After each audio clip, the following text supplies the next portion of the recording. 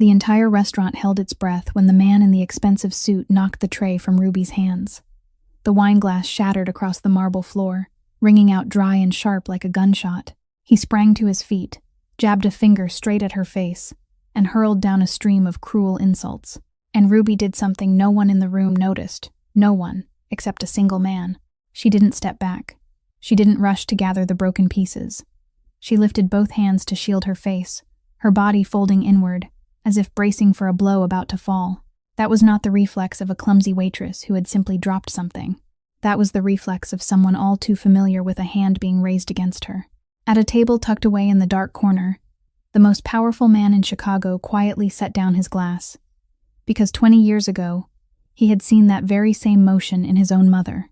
What that man didn't know was that he had just shattered a glass under the very eyes of someone the whole city feared. And tonight, everything would change forever.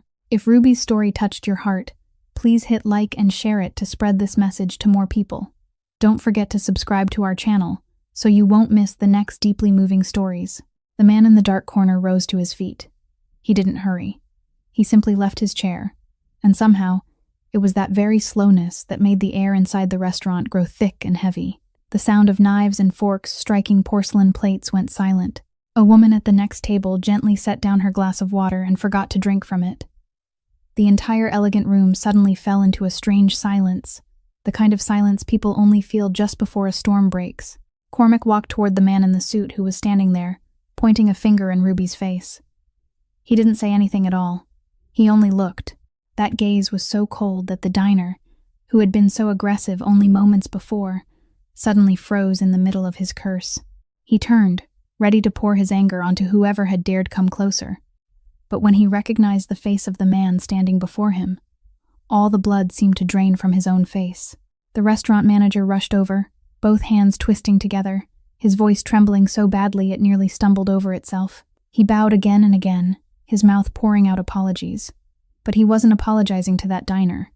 He was apologizing to Cormac. He addressed him in the voice of a man standing before someone who could decide his entire future, stammering that everything was only a misunderstanding, that he would handle it immediately, that he begged Sir not to be troubled by it. The man in the suit began to understand. He looked around and saw the eyes of the other guests turning away, saw the manager fawning over the stranger, and saw fear written clearly on every face in the room. He swallowed hard. The arrogance from a moment ago had vanished without leaving even a trace. Cormac still hadn't said a single word. He only glanced down at the fallen tray, then looked at the shattered glass scattered across the floor, and finally let his gaze rest on Ruby's hands, which were still trembling. When he lifted his eyes to the man again, that look said more than any threat ever could. It said that he had just made a mistake, a very grave mistake. The diner let out a few broken, stammering sounds. He tried to salvage himself with an explanation, but his voice grew smaller and smaller until it died completely beneath Cormac's unblinking stare. In the end, he did the only thing his survival instinct told him to do. He stepped back once, then twice, muttered a rushed apology, threw several bills onto the table, and almost ran for the door, leaving behind the coat draped over his chair without daring to turn back for it. The restaurant door closed behind him. The whole room still didn't dare breathe too loudly. Cormac stood there for another moment, then bent down. Before the stunned eyes of everyone watching, the most powerful man in the city picked up the fallen tray with his own hands and set it neatly back on the table. He did it calmly, as though it were the most natural thing in the world. The manager stood frozen in shock, then hurriedly tried to take it from him. But Cormac had already straightened. Ruby still didn't understand what had just happened. She stood motionless, her hands hanging at her sides, her bewildered eyes fixed on the strange man who had made the entire restaurant hold its breath with nothing but his presence. She was used to being shouted at, used to lowering her head and enduring it, used to the feeling of being invisible in the eyes of powerful people. But this was the first time in many years that someone hadn't looked at her as though she were only a servant. Cormac turned to her. For one brief second, the coldness on his face softened a little. He asked if she was all right, his voice deep and quiet, almost low enough for only her to hear. Ruby was so surprised she couldn't speak. She only gave a small shake of her head. He nodded once, then said nothing more, and returned to his table in the corner. But from that moment on, something had changed. Those who witnessed that night would go on telling the story for a long time, the story of how a single look had driven an arrogant man out the door. And Ruby, for the first time in a very long while, felt her heart beating to a strange new rhythm, a feeling she had thought she'd forgotten long ago. It was the feeling of being protected by someone. Night fell, and when the last guests had finally left and the crystal chandelier lights were turned down low, the restaurant returned to a kind of stillness known only to those who worked the late shift. Ruby was the last one to stay behind, as always. She wiped each table, straightened each chair, and gathered the stained napkins into a basket. Her legs had gone numb after nearly 12 hours of standing without rest. But she didn't allow herself to stop, because if she stopped, she knew she wouldn't have enough strength left to stand up again.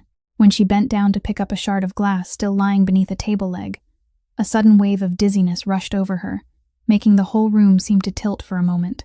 Ruby had to grip the edge of the table, close her eyes, and take a deep breath until everything stopped spinning. She had grown far too used to dizzy spells like this over the past few months, and she told herself it was only from working too hard, that if she could rest for a little while, she would be fine. She didn't allow herself to think any further than that, because thinking further meant facing things she didn't have the strength or the means to face.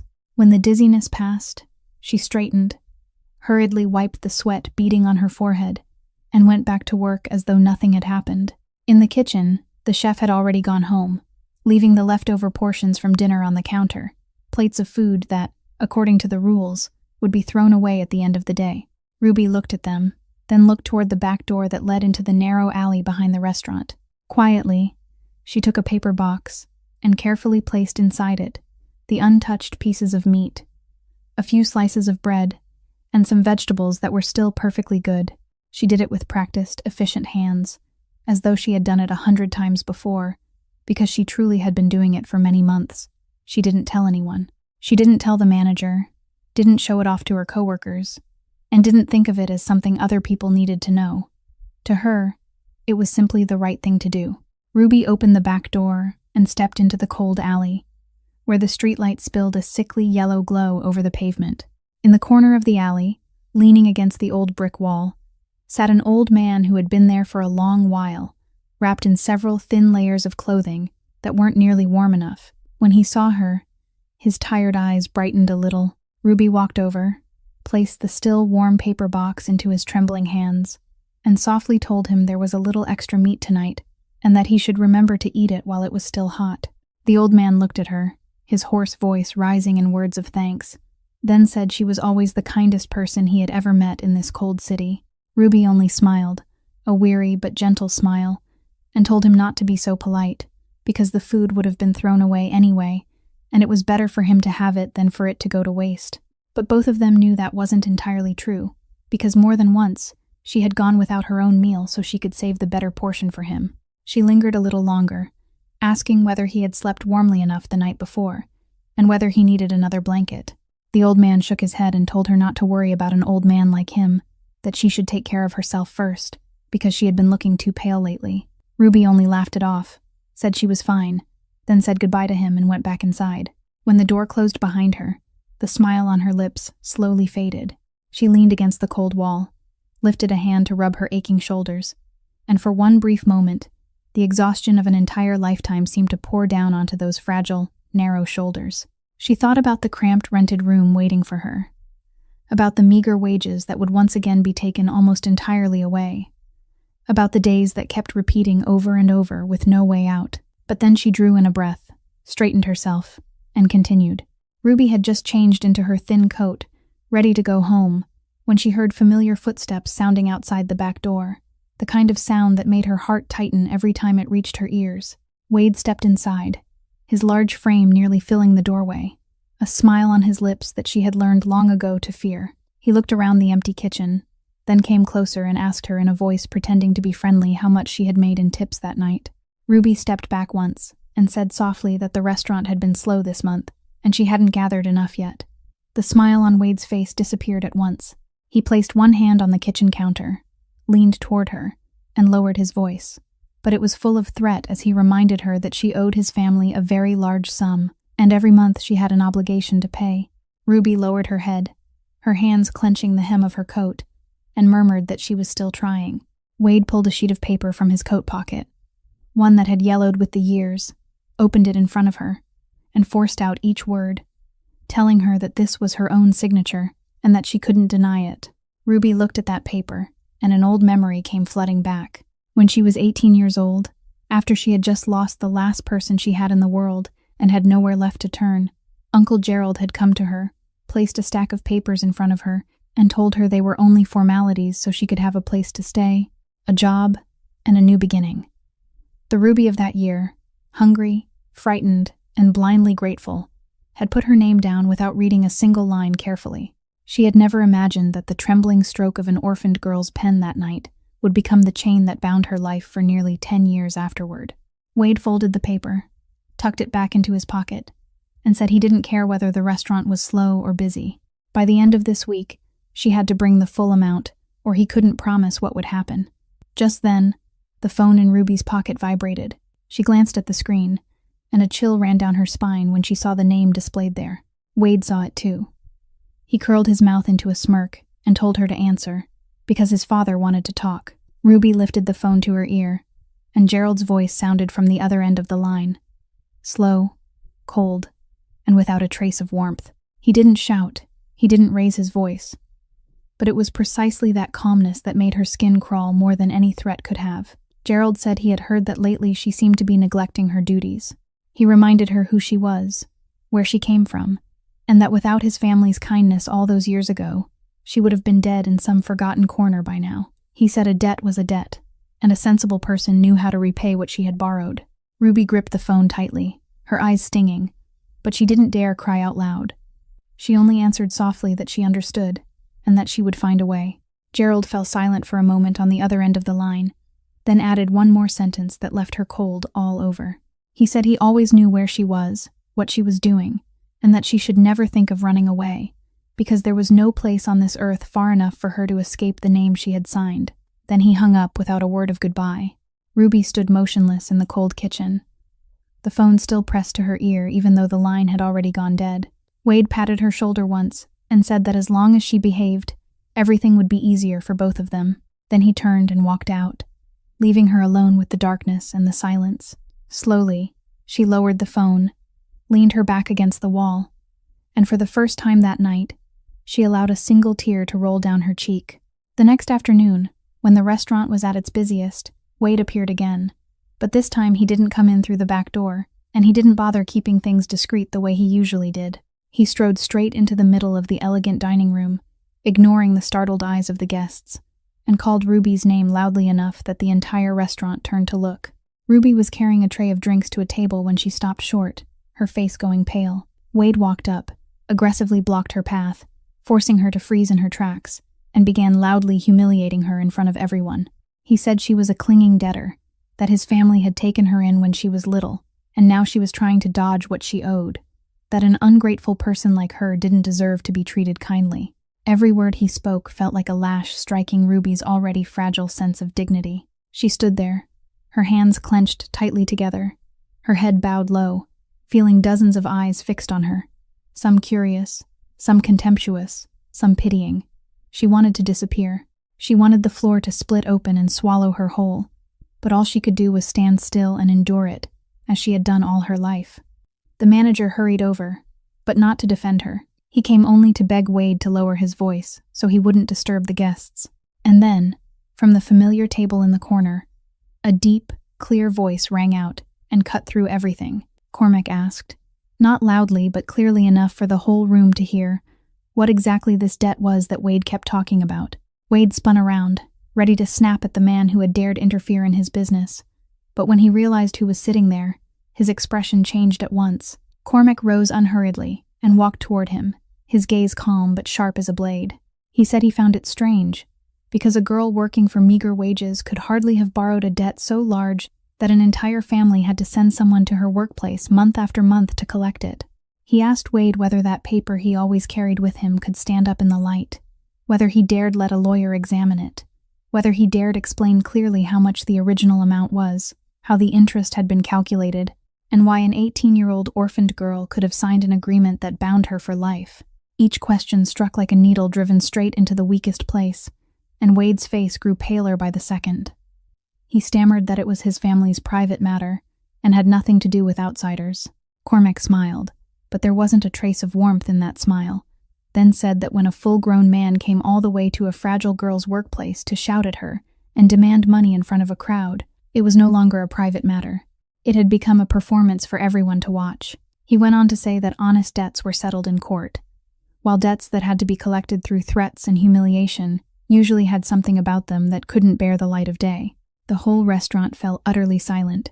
Every eye was no longer on Ruby, but on Wade, filled now with suspicion. He stood there, his face burning with humiliation, his mouth opening and closing again without managing to speak a single word in defense. At last, unable to bear the weight of all those stares, he spat out bitterly that this wasn't over, then turned and walked quickly out the door.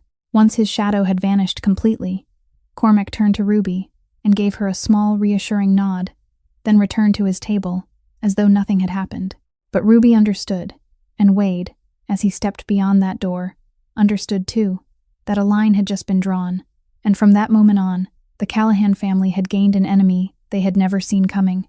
The next morning, on the highest floor of a building overlooking the entire city, Cormac sat behind his desk, listening as his men reported to him one after another. None of them dared sit before he allowed it, and none dared say more than needed to be said. That was how everything worked in his world, a world where every word carried weight and every silence had meaning. He listened as one man presented the week's business dealings, nodding here, asking a sharp question there, and with only a few brief sentences, he settled problems that would have taken other men an entire day to argue over. When one subordinate hesitated before reporting that a partner had been slow in keeping his promise, Cormac didn't raise his voice. He merely looked up, fixed his eyes on the man for a moment, then said calmly to remind that partner who had given him the chance to sit at the table in the first place, and that his patience wasn't something without limits. The subordinate bowed his head in understanding, knowing that behind those quiet words was a weight no one wanted to test. The way Cormac ruled didn't rely on noise or bitter threats, but on a silent authority forged over many years, the kind that made people cautious even when he was smiling. He was ruthless, everyone knew that. But his ruthlessness always had measure and reason. It was never blind impulse.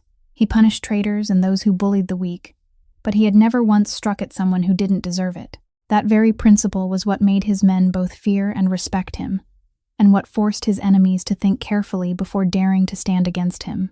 When the daily reports were finished, Cormac waved everyone out, keeping only one man behind, the one he trusted with matters that required the greatest discretion. He leaned back in his chair and stayed silent for a long while before speaking, his voice low. He said he wanted to know everything about a family with the last name Callahan, about a man named Gerald and his son Wade. He wanted to know how they made their money, who they had made enemies of, and most importantly, he wanted to know the truth behind the so-called debt they were using to bind a girl who worked as a waitress.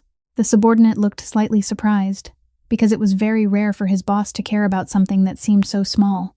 But he didn't dare ask. He only nodded and committed it to memory.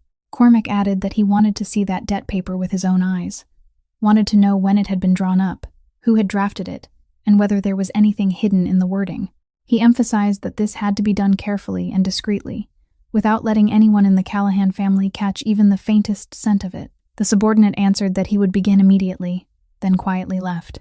Alone again, Cormac rose and walked to the large glass window, looking down at the city spread out beneath him. He couldn't explain why the image of that girl's trembling hands kept haunting him so deeply, or why the moment she lifted a hand to cover her face had stirred something inside him that he had buried a very long time ago. He was a man used to controlling everything, even his own emotions. And yet this time, something had slipped beyond that control. He frowned slightly, then told himself that he was only doing what he had always done, never turning his face away when someone strong was trampling someone weaker. But deep in his heart, he knew that this time, it wasn't as simple as that. When Wade came home and told him what had happened at the restaurant, Gerald didn't fly into the rage his son had expected. He sat still in his dark study, listening to every word, his fingers tapping in a steady rhythm against the surface of the desk. And on that aging face, there gradually appeared a look of contemplation, more frightening than fury itself. When Wade mentioned the name of the man who had interfered, Gerald stopped tapping his fingers. He knew that name. Who in this city didn't know it? And precisely because he knew it, he understood that the problem had now gone far beyond one stubborn little waitress. A man like Cormac never wasted his time meddling in someone else's business unless he had a reason. And the fact that he had turned his attention to Ruby unsettled Gerald in a way he couldn't afford to ignore. He shouted at Wade for being stupid enough to make a scene in a crowded place, turning something that should have remained discreet into a spectacle for the whole city to whisper about. He said that because of his son's temper, their obedient little prey had suddenly gained a powerful man willing to shield her. Wade lowered his head and muttered excuses, but Gerald was no longer listening. His mind was already racing through one calculation after another. He understood that if he kept tightening his grip on Ruby the old way, sooner or later he would collide directly with Cormac, and that was a confrontation he couldn't win alone. But Gerald wasn't the kind of man who easily let go of something already in his hand. To him, that girl wasn't only a steady source of money. She was also a symbol of his absolute power within the family, something he would never allow to slip away simply because an outsider had appeared. So if he wasn't strong enough on his own, he would find himself an ally powerful enough to stand with him. And in his mind, one name immediately rose to the surface, the name of the only man in the city with enough influence to counter Cormac, and also the man who hated him down to the bone, Lionel Brant. A few days later, Gerald arranged a discreet meeting with Brant, in a place far from curious eyes. The two men sat facing each other, each carrying his own private calculations in his heart. Gerald began wisely, not rushing to beg for help, but skillfully suggesting that he held something in his hands that could become very useful to Brant. He told him that their common enemy had recently begun to care about a girl, a seemingly ordinary little thing, who was already firmly under his family's control through a bond she couldn't possibly escape. Brant, who had long nursed his hatred for Cormac, and had always been searching for an opening to bring his rival down, immediately showed interest. His cold, sharp eyes narrowed, and he asked Gerald what exactly he wanted by bringing this matter to him. Gerald smiled and said he wanted a partnership that would benefit them both. He would help Brant obtain the thing he had desired for so long, a weakness of Cormac's, a thread that could be pulled until his entire empire began to sway. In return, Brant would use his influence to ensure that the girl remained forever within the Callahan family's reach, and that no one, not even Cormac, could interfere again. Brant waited in silence, then slowly extended his hand across the table. Gerald looked at that hand, then reached out and clasped it tightly. Two men who had never held the slightest warmth for each other were now joining forces, simply because they shared the same purpose. And in that moment, neither of them realized that they had just turned the fate of an innocent girl into a pawn in a game whose price would be far higher than anything they could imagine. A few days later, on an evening when the restaurant had grown quiet and only a few guests remained, Cormac appeared again and sat at his familiar table in the corner. This time, he didn't order much, only a cup of coffee, and Ruby was the one assigned to bring it to him. She approached with a little hesitation, set the cup of coffee down on the table, then was about to turn away as usual when he spoke and asked whether she was all right after what had happened the other day. Ruby stopped short, slightly surprised, because she wasn't used to a guest showing concern for her that way. She answered softly that she was fine, and thanked him for helping her that day. Cormac looked at her for a moment, then said he hadn't done much. He simply didn't like seeing a strong person bully someone who had no way to defend herself. Ruby lowered her head and murmured that she was grateful anyway, because it had been a very long time since anyone had stood on her side. A brief silence passed between them, not exactly awkward, but more like the quiet measuring of two people who had both grown used to guarding themselves against the whole world. Cormac asked how long she had worked there, and Ruby answered that it had been a few years. He asked again whether she liked the job, and this time she was silent for a while before replying that she didn't have many choices, whether to like it or dislike it. That answer, simple yet carrying the weight of an entire fate, made Cormac lift his eyes and look at her longer. He recognized in this tired young woman's eyes something he rarely saw, the resignation of a person far too accustomed to having life take things away from her.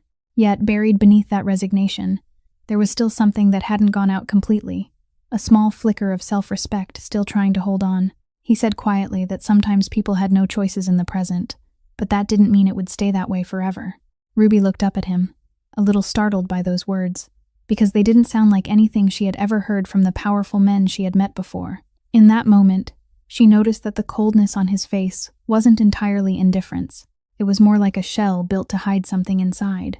She didn't understand why, but standing before this man whom the whole city feared, she didn't feel afraid at all. On the contrary, for the first time in many years, She felt something strange and warm, the feeling of safety, as though in this brief moment, no threat in the world could reach her. She quickly pushed that feeling away, reminding herself that she shouldn't let her heart soften, that she knew nothing about this man beyond the rumors, and that in her world, trust always came with a price. She gave him a small nod, said she had to return to work, and stepped back. But as she walked away, she could still feel his gaze following her from behind, and strangely, that gaze didn't make her uncomfortable. As for Cormac, he remained seated with his coffee gone cold, silently watching the frail figure of the young woman moving busily between the tables. He wondered what could make a person endure so much and still keep enough kindness to share with others, and the more he thought about it, the more he found himself wanting to protect her, not because of principle, but for a reason he himself didn't yet dare to name. In the days that followed, Ruby's body began to speak in ways she could no longer ignore. The dizzy spells that had once passed in fleeting moments now came more often and lingered longer. There were times when she had to stand motionless in the kitchen, one hand gripping the counter, waiting for the world in front of her eyes to stop swaying. She found herself tired in a different way, a kind of exhaustion that no longer felt like the ordinary weariness of a long day at work, but as though something inside her was quietly draining her strength bit by bit. Still, Ruby tried to hide all of it. Whenever that sick feeling came over her in the middle of a shift, she would slip into a hidden corner, breathe deeply, force her face back into calmness, and return to serving customers with the familiar smile required by the job, as though nothing had happened. She couldn't let anyone see her weakness, because she understood that, in the world she lived in, weakness meant being cast aside. There was an older coworker on the same shift, a kind woman who had been watching her for some time, and she began to realize that something was wrong. She saw Ruby's face growing paler by the day, saw how often she had to stop what she was doing just to catch her breath, and one evening, she pulled Ruby aside into a quiet corner and gently urged her to arrange a visit to the doctor. She said Ruby didn't look well at all, that health was not something to take lightly, and that if she kept forcing herself to carry everything that way, one day she would collapse. Ruby was moved by that concern, but she only shook her head softly, trying to offer a reassuring smile as she said she was fine, that she had just been sleeping a little less lately. The coworker looked at her with eyes full of worry, because she knew it wasn't true, but she also understood that there were burdens people carried alone because they couldn't speak them aloud. The truth was not that Ruby didn't want to see a doctor. She longed for even one chance to sit down before a physician and hear someone tell her what was truly happening inside her body. But every time that thought began to rise, it was immediately smothered by a cruel reality. She thought of her meager monthly wages, almost all of which were taken away, thought of the medical costs she had no way to afford, and thought of her greatest fear, that if she asked for time off to see a doctor, she might lose the only job keeping her alive. Losing that job would mean having no money left to pay the Callahan family, and she didn't dare imagine what would happen then. And so she remained trapped inside a merciless circle, where even the right to care for her own health had become a luxury beyond her reach. It wasn't because she disregarded her body. It was because circumstance had bound her so tightly that she had no choice left but to keep enduring. That night, when she returned to her cramped rented room, Ruby sat down on the edge of the bed, quietly pressed a hand to her chest, and felt each tired beat of her heart. She told herself she had to hold on a little longer, that if she could only get through this difficult stretch, everything would be all right. But even as she comforted herself that way, deep inside, she could still feel a vague fear growing, a sense that she couldn't keep running from her own body forever. She closed her eyes, tried to hold back the tears that were threatening to spill, and silently wished that life would give her even a small space to breathe, so she could live like an ordinary human being, allowed to be sick, allowed to be weak, and allowed to have someone worry about her without having to carry yet another fear. The next evening, when Ruby brought the meal out to the alley as usual, she noticed that something about the old man was different tonight. He didn't hurry to take the paper box from her the way he always did. Instead, he sat still, his eyes fixed on her, as though he were struggling with something heavy in his heart. Ruby sat down beside him and gently asked if he was feeling unwell. The old man stayed silent for a long while, then spoke in a hoarse, rough voice, asking her a question that startled her. Was her last name Callahan, and was Gerald Callahan her real uncle? Ruby froze, unable to understand why a homeless stranger would know about her family. Cautiously, she asked how he knew that. The old man sighed, a sigh filled with years of torment. And then he began to tell her. He said his appearing in this alley day after day hadn't been a coincidence, as she had always thought. He had known who she was for a long time and had been silently watching her for months, because she was the final piece of a debt of conscience he had carried for almost an entire lifetime. Ruby fell silent and listened, feeling a coldness run down her spine. The old man said that many years earlier, he had once been a bookkeeper, an accountant with a modest reputation, and Gerald Callahan had once hired him to work. Back then, he had still been a decent man, or at least he had still believed he was, but then life pushed him into desperation. And Gerald, with his cunning, took advantage of him at the very moment when he was weakest. He gave him a large sum of money, enough to save him from the debt that was swallowing him at the time, in exchange for one task. That task was to help him create documents that would bind an orphaned child, turning his false kindness into a legal chain that child would never be able to loosen. The old man's voice trembled as he spoke, and tears gathered in his eyes. He said he had played a part in creating the very thing that had tormented her life for all these years, that the numbers and clauses Gerald had used to tighten his grip around her throat had partly been built by his own hands. Ruby listened as tears spilled down her face, not from anger, but from the deep pain of realizing that the chain that had bound her entire youth had been forged from such lies. The old man went on, saying that after the work was done, Gerald had cast him aside without mercy, and from there his life had kept sliding downward to the bottom, from losing his job to losing his home, until he became the wandering man on the streets that he was now. He believed it was punishment for what he had done, but what tormented him most wasn't his own downfall. It was the image of the innocent child from all those years ago, the child he had helped push into suffering. For years, he had lived with that remorse, and when he happened to learn where she was, he followed the trail, only so he could see her, only so he could quietly watch over her and atone for some part of his sin. He had never imagined that the very girl he had wronged would be the one bringing him food night after night, warming him with a kindness so unconditional that he felt he didn't deserve to receive it. At this point, the old man took Ruby's hand, his voice choking as he told her that he was still keeping something that could prove everything Gerald had done was fraudulent, and that the time had come for him to return to her what should have belonged to her from the beginning, the truth and a path to freedom.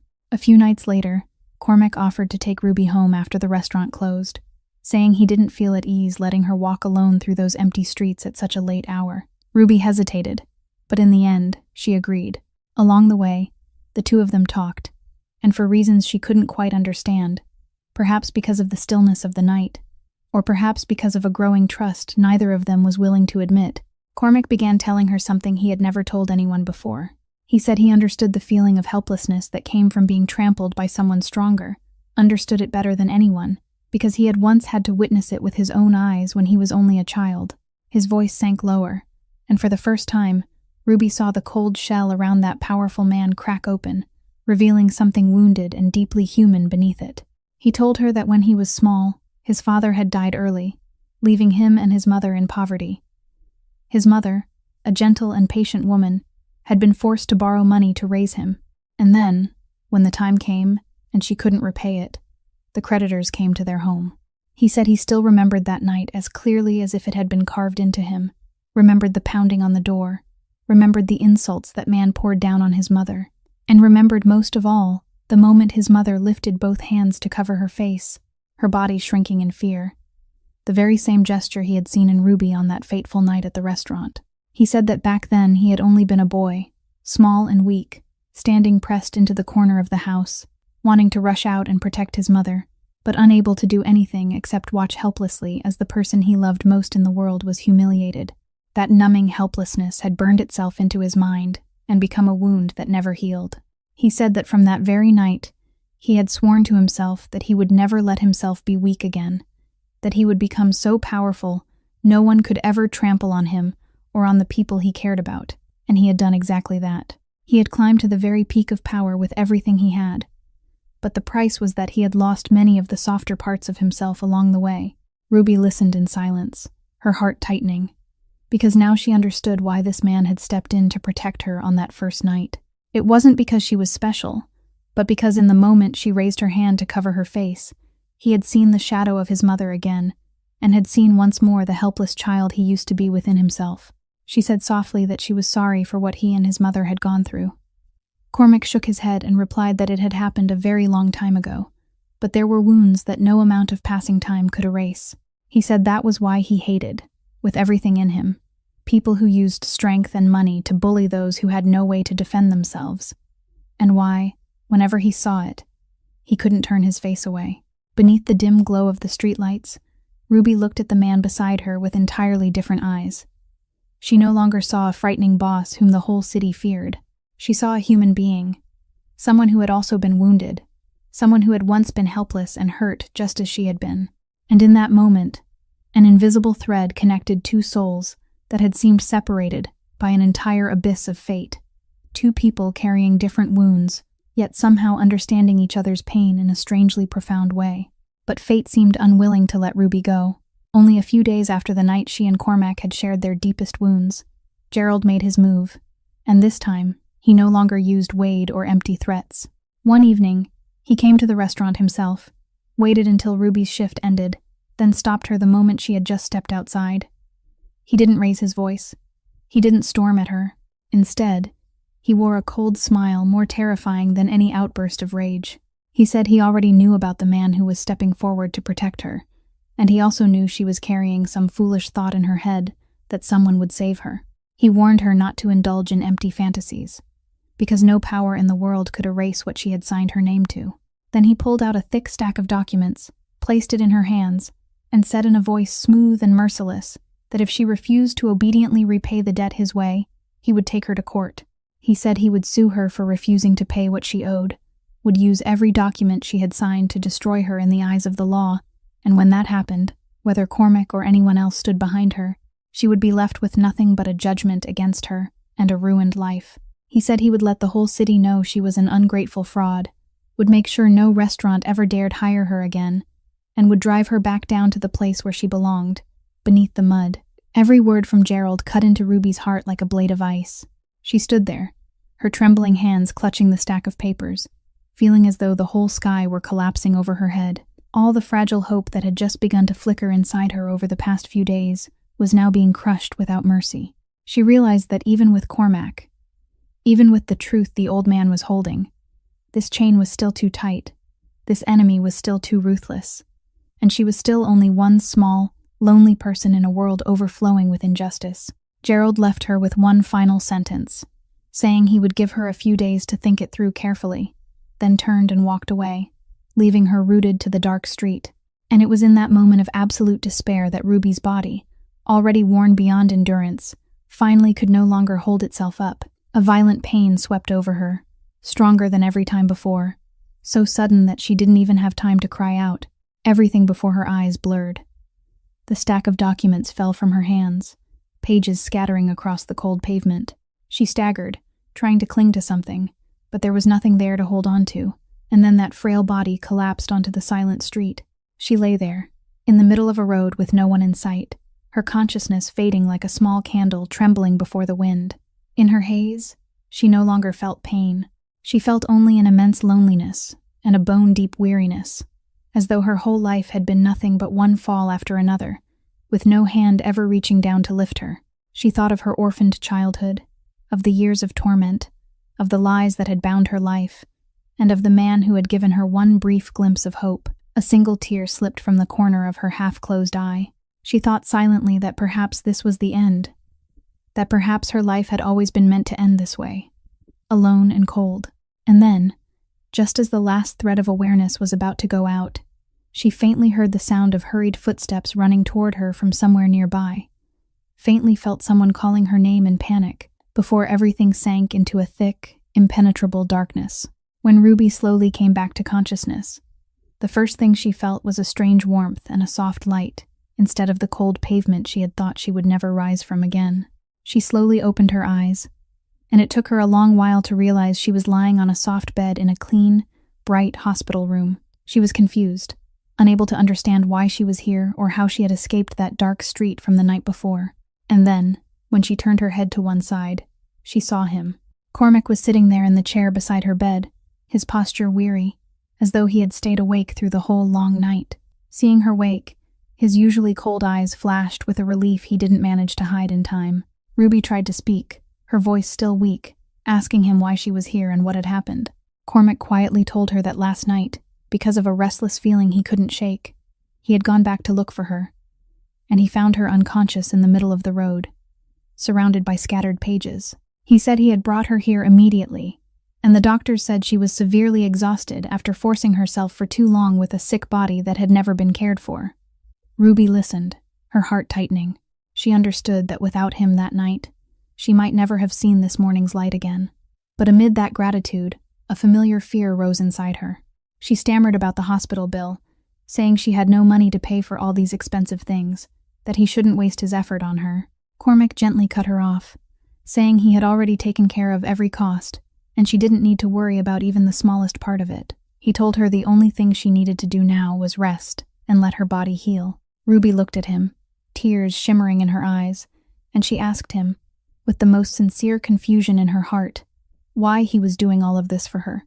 She said she was only a poor, lowly waitress, someone with nothing, a debtor the whole city would soon despise. So what could a man like him possibly gain by saving someone like her? That question made Cormac fall silent for a long time. Then he slowly said that she reminded him of someone. He said that the night he saw her raise her hand to cover her face in the restaurant, he saw the image of his mother again, the woman he had been helpless to protect when he was a child. He said he had lived his whole life haunted by that helplessness, by the question of whether everything would have been different if only he had been strong enough back then. And when he met her, he realized this was his chance to do what he had not been able to do all those years ago, so he wouldn't have to stand by once more and watch a decent person be crushed by cruelty without reaching out. He said that saving her, in some way, was also how he was saving the helpless child who had still been crying inside him for all these years. Ruby went still at those words, and the tears she had tried to hold back finally rolled down her cheeks. She cried, not from self-pity the way she so often had before, but because for the first time in her life, she felt that she was truly valued, that someone saw her not as a burden or a debt, but as a human being worthy of being saved.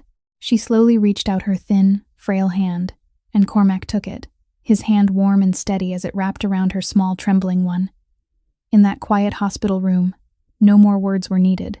Two people carrying deep, hidden wounds had found in each other a place to rest, a kind of understanding they had both been searching for almost their entire lives.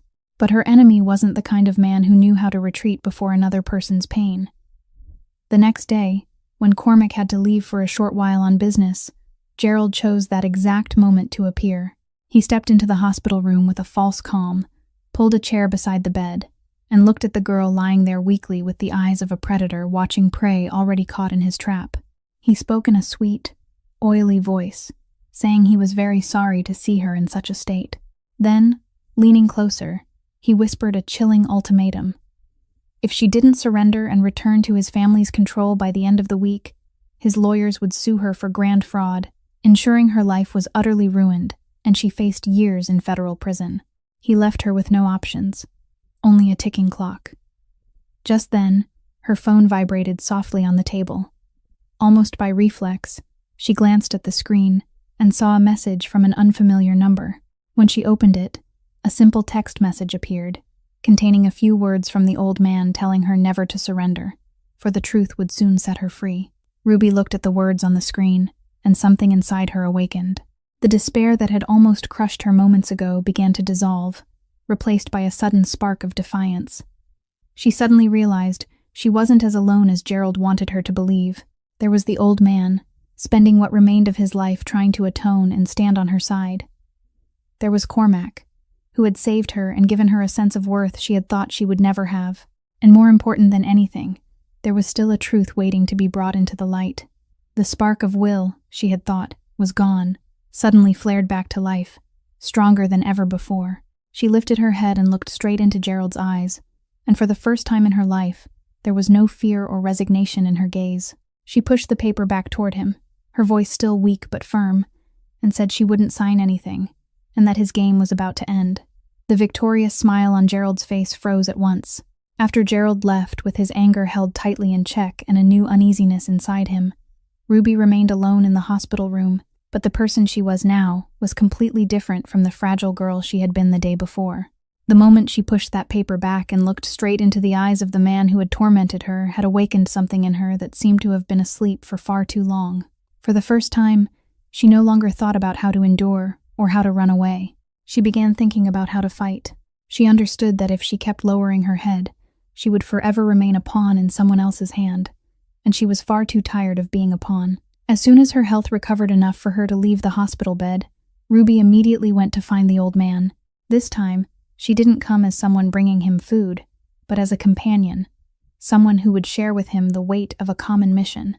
When the old man saw the fire of determination in her eyes, he couldn't hide his emotion. He led her to the place where he had hidden the things he had risked his life to preserve for so many years. Old documents yellowed with age, but still fully valuable. He spread them out before her and began explaining each one. He showed her the numbers that had been falsified, the signatures that had been forged, the vague clauses that had been carefully planted to turn Gerald's false kindness into a perfect legal trap. Ruby listened closely, memorizing every detail, and little by little, the picture of the lies that had bound her life appeared before her with chilling clarity. She realized that the chain she had always believed could never be broken had actually been made from the rotten links of fraud, and that if the truth could be brought into the light, the whole thing would collapse. Two people, one old and one young, worked side by side to arrange each fragment of the truth, connecting documents and reconstructing the order of a conspiracy that had lasted for nearly a decade. During that process, Cormac also quietly became a steady support for her. When he learned of her plan, he didn't stop her or show any wish to solve everything in her place the way a powerful man often would. On the contrary, he respected her decision and quietly used his resources to support her from behind. He helped her find people who could testify, helped her verify the legal validity of the documents, and made sure that throughout this dangerous process, there would always be someone watching over her safety. But he always let her remain at the center, let her be the one to win justice back for herself. He understood that what she needed wasn't a savior stepping in to rescue her, but a companion who believed in her strength. And it was that very trust that gave Ruby a source of strength she had never known she possessed. With each passing day, she became more resolute, stronger. The girl who had once lowered her head and trembled every time she heard shouting now dared to lift her face, dared to look straight at the truth, and dared to confront the people who had once filled her with fear. She was no longer a victim. Step by step, she was becoming the person who held her own fate in her hands. One evening, as she looked at the stack of documents neatly arranged on the table, Ruby gently clenched her hand. She knew the road ahead was still full of thorns and danger. She knew men like Gerald and his allies would never surrender easily. But this time, she was ready. She was no longer fighting in fear. She was fighting with all the dignity of a person who had finally decided to stand up and take back her life. While Ruby and those standing on her side were quietly preparing for the battle to reclaim justice, somewhere else in the city, an even greater danger was silently taking shape, and it came from the very place no one could have expected. In Cormac's world, there was a man who had followed him from the earliest days, a man he trusted completely and entrusted with even his most carefully guarded secrets. Because of that closeness, this man had always remained beyond all suspicion, for through so many years, he had never once made a mistake or revealed even the smallest sign of betrayal. No matter how sharp and suspicious Cormac was when guarding himself against his enemies, he had never imagined that he needed to guard himself against the brother-in-arms who had stood shoulder to shoulder with him through countless storms. And that was the only opening in the armor that had seemed impossible to pierce. What Cormac didn't know was that the loyalty of that trusted man had been bought long ago. Lionel Brant, with the cunning of someone who had fed his hatred for years, didn't attack Cormac directly. Instead, he patiently found the weakness of that confidant, took hold of a secret powerful enough to destroy him, then used it together with promises of money and power to turn a loyal man into a venomous snake hidden right inside his rival's own house. Late one night, at a discreet location, the traitor secretly met with Brant. He brought Brant the information the man had long been desperate to obtain. He said he had found what Brant needed, the one weakness of a man who seemed to have no vulnerable place at all. Brant lifted an eyebrow and listened, and the traitor revealed that lately his boss had changed. The cold man who had once seemed to have not a single emotional tie for anyone to exploit had now begun to care about someone. He told him about Ruby, about how Cormac had stepped in to protect her, had personally taken her to the hospital, and arranged everything for her. Actions completely unlike the nature everyone had known in him. He concluded that this girl was Cormac's fatal weakness, the most powerful weapon Brant could use to bring him to his knees. Brant's eyes lit with a cruel gleam when he heard this. He had been opposing Cormac long enough to understand that a man without weakness was a man who couldn't be defeated, and for all these years, that had been the very reason Brant had always been forced to stand at a disadvantage. But now, everything was different. Once the lion had something to protect, it would no longer be a free and invincible beast, but a creature that could be driven into a corner. Brant realized that if he could hold that girl in his hands, he would hold Cormac's very heart, and then Cormac would be forced to do anything he wanted. He gave a quiet laugh, the cold laugh of a man who had just found the final piece of his scheme. He paid the traitor the reward he had promised, then began shaping a vicious plan in his mind. He wouldn't rush. He would wait for the right moment and set a perfect trap, so that by the time Cormac realized what was happening, it would already be too late. And from that moment on, Ruby's battle was no longer simply a fight to reclaim her own freedom. It had been pulled into something far larger, a confrontation between two underworld powers in which she had unknowingly become the central link. While she and Cormac still knew nothing about the venomous snake hiding right beside them, the trap waiting to swallow them both had already begun to spread itself through the darkness. Brant didn't let his plan wait for long. He had men secretly follow Ruby's every move, learn her schedule, and wait only for the moment she slipped beyond Cormac's protection. The opportunity came one evening, after Ruby had just finished meeting with the old man to complete the final pieces of evidence. As she was walking home alone, a car rolled up beside her, and before she could understand what was happening, several burly men quickly closed in. Ruby struggled, tried to cry out for help, but on that empty street, her voice was swallowed almost at once. She was forced into the car and carried away into the night, her heart hammering wildly with terror. Yet even in that fear, she forced herself to keep her mind clear, trying to remember every sound, every movement, searching for any chance, no matter how small. She was held in an old warehouse standing apart on the edge of the city, a place where no cry for help would ever reach anyone's ears. The men guarding her were cold and quiet. They only followed orders and didn't touch her, because Brant had made it clear that she was an important bargaining piece and had to be kept unharmed. Ruby sat in the corner of the cold warehouse, her arms wrapped around her knees, but instead of collapsing into despair, she forced herself to think. She understood that she hadn't been taken because of the debt, but for a far larger reason, and her instinct told her that all of this had something to do with Cormac. At the same time, elsewhere in the city, Cormac received the terrible news. A call came from an unknown number, and Brant's mocking voice sounded from the other end of the line. He said he was holding something very precious to Cormac, and if Cormac still wanted to see that girl safe, he would have to obediently do exactly as he was told. He set his terms, saying Cormac had to hand over full control of the territories he had spent his life building, had to personally surrender everything he had, in exchange for Ruby's life. In the moment he heard those words, something happened to Cormac that had not happened in all these years. The man who had always remained cold and calm before every crisis, the man who had never once allowed emotion to rule him, now felt an icy fear rising in his chest. His hand tightened around the phone until his knuckles went white, because in that instant, he was no longer thinking about his empire, no longer thinking about power or position. His mind was filled with one image alone, the image of the girl he had sworn to protect, now trapped in danger. And along with that fear, an old wound inside him was torn open again, the horrifying helplessness of the child he had once been, forced to watch someone he loved suffer and unable to do anything. He had sworn to himself that he would never go through that feeling again, yet now it had returned, more haunting and merciless than ever. But Cormac was no longer the helpless boy of the past. After that first moment of shock, his familiar coldness and sharpness quickly returned, this time heated by a rage unlike anything he had ever known.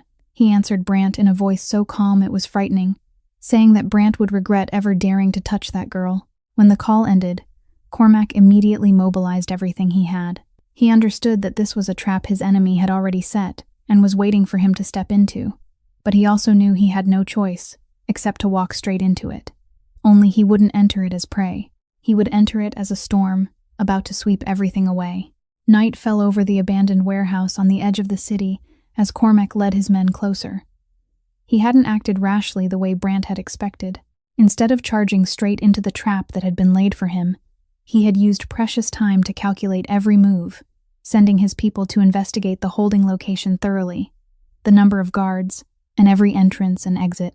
He understood that in a life-and-death game like this, haste would be paid for in human lives, and he couldn't allow a single mistake when Ruby's life was hanging in the balance.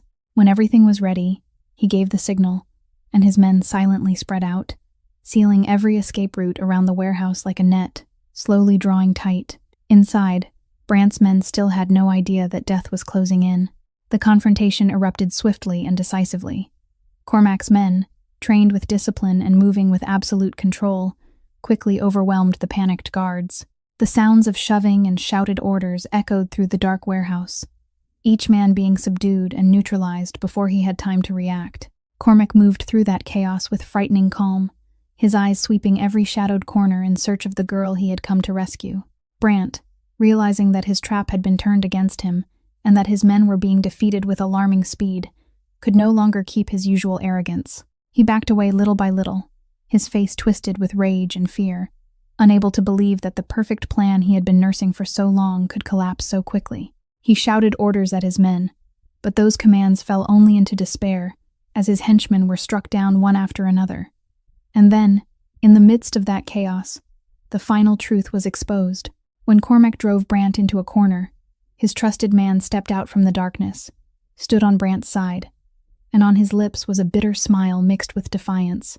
Cormac froze for a moment, his eyes flashing with shock as he realized that the brother he had trusted absolutely all these years was the very venomous snake who had quietly betrayed him. The traitor spoke, his voice filled with resentment, saying he was tired of forever standing in Cormac's shadow, that he deserved more than what Cormac had given him. But Cormac, after that first moment of hurt, only looked at him with a cold gaze tinged with pity. He said the man had been wrong to think betrayal would lift him higher, because a man who had sold his loyalty once would never be trusted by anyone again, not even by the one who had bought him. He added that he had already sensed something was wrong, and that greed had made the traitor reveal flaws that a truly loyal man would never have made. As it turned out, Cormac's natural suspicion, though blurred by brotherhood, had never gone out completely, and he had quietly prepared even for this worst possibility. At his signal, those who were truly loyal immediately subdued both Brant and the traitor. The confrontation ended not in slaughter, but in the absolute dominance of an organized force with justice on its side over men who knew only cunning and greed. Cormac ordered the two masterminds held securely, because he understood that for people like them, the most fitting punishment wasn't a swift death, but having to face the collapse of everything they had built, having to pay before the law and before justice for every crime they had sown. Once everything was under control, only then did Cormac hurry off to find Ruby, his heart still pounding with fear for her safety, silently praying that he was not too late. While the confrontation was unfolding outside, Ruby was being held in a small room deep inside the warehouse, and there, she did not sit still waiting for fate to decide her life. As soon as she heard the sounds of chaos echoing in from outside, she understood that the decisive moment had come, and she knew what she had to do. Because before she was taken, during those days when she and the old man had pieced the truth together, she had done something even Cormac had never expected. She had secretly copied all the most important evidence, not only about Gerald's forged debt, but also the clues showing the shadowy connection between her uncle and Lionel Brant, something the old man had accidentally discovered during his investigation. And now, that very evidence would become her strongest weapon. When Gerald, who was also at the scene to witness the success of the alliance, rushed into the room where she was being held in panic, intending to use the chaos to force her to sign the old surrender paper so he could destroy every trace of what had happened, he placed in her hand the very pen he always carried with him, the pen he had used to sign so many dark contracts, the pen that had become a symbol of his power and oppression over her life. But this time, Ruby was no longer the trembling girl she had once been. She took that pen, but instead of signing the paper, she looked straight into Gerald's panicked eyes, calmly revealing that all the digital copies of the evidence had already been securely sent to Cormac's legal team the moment she left the old man's place. She spoke of how he had tricked an orphaned child into signing a contract, of the numbers that had been falsified, and how the truth about his fraud was already in the hands of the most powerful man in the city. And then she delivered the decisive blow, telling him she also possessed absolute proof of his illegal collusion with Brant. Gerald's face changed color, his triumph turning into utter panic as he realized he was already too late to stop his own downfall. At that very moment, the door to the room burst open, and Cormac appeared on the threshold. But the scene before him was not a weak girl waiting to be rescued. It was Ruby, standing tall, holding the pen and the evidence in her hands, driving the man who had tormented her into a corner. And then she did something that left even Cormac astonished. When she realized that the evidence she held could not only save her, but also become the final link needed to bring Brant down completely, the man who was still stubbornly denying guilt outside, she handed it to Cormac and said this was what he needed to end everything fully, so that not one of them could slip away from the punishment of justice. As it turned out, while Cormac used strength to break the trap around them in the physical world, Ruby, with her intelligence and courage, was the one holding the key to breaking the legal trap, the trap that could have bound them both forever. She had not only saved herself, but also saved Cormac, saved the empire and the honor his enemies had wanted to steal from him. The pen that had once been Gerald's tool for writing sentences over her life had now, in her hand, become the pen that wrote his own downfall.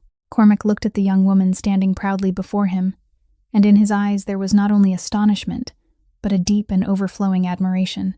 He realized that the girl he had wanted to protect was far stronger than he had imagined, that she didn't need a savior, only a chance to prove her own strength.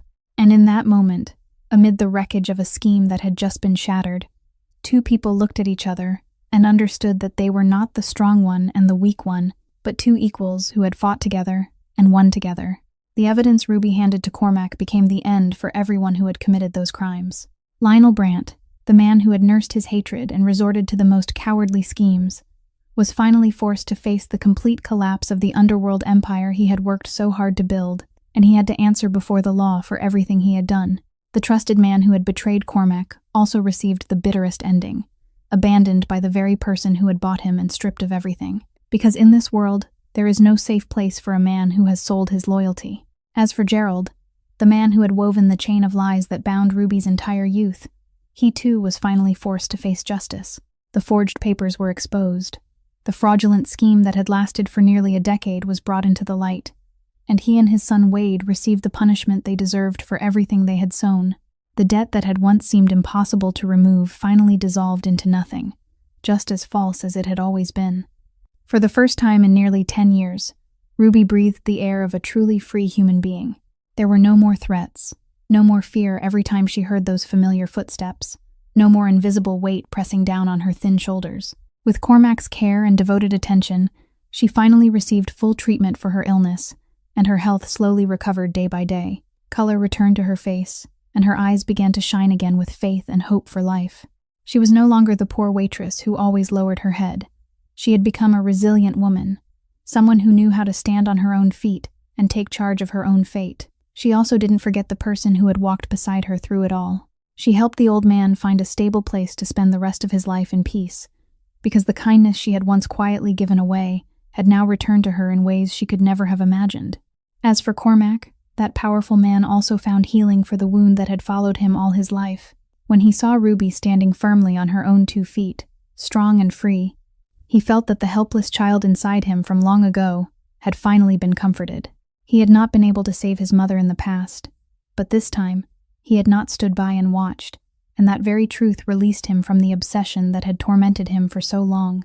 2 people, 2 lives once marked by separate wounds, now found in each other a peaceful harbor, a love built not from charity or pity, but from understanding, respect, and equality. Ruby's story reminds us of one simple yet profound truth, that a person's dignity is never measured by money, status, or the debts that others deliberately place upon them, and that no matter how cruel life may become, the goodness and kindness we sow in silence will one day bloom and bear fruit, returning to shelter us when we need it most. Always hold fast to your self-respect, and never lose hope, because even in the darkest night, dawn will always rise. If Ruby's life story has touched your heart, please subscribe to our channel, hit the like button, and share this video so you can hear many more meaningful and captivating stories delivered every day. How do you feel about this story? And what part of Ruby's journey moved you the most? Please leave a comment below to share the feelings from deep within your heart, because we always hope to hear your voice. Thank you for spending your time walking with today's story. May everyone watching this video always have abundant health, a joyful life, and peace in every day. Goodbye, and we'll see you again in the next videos.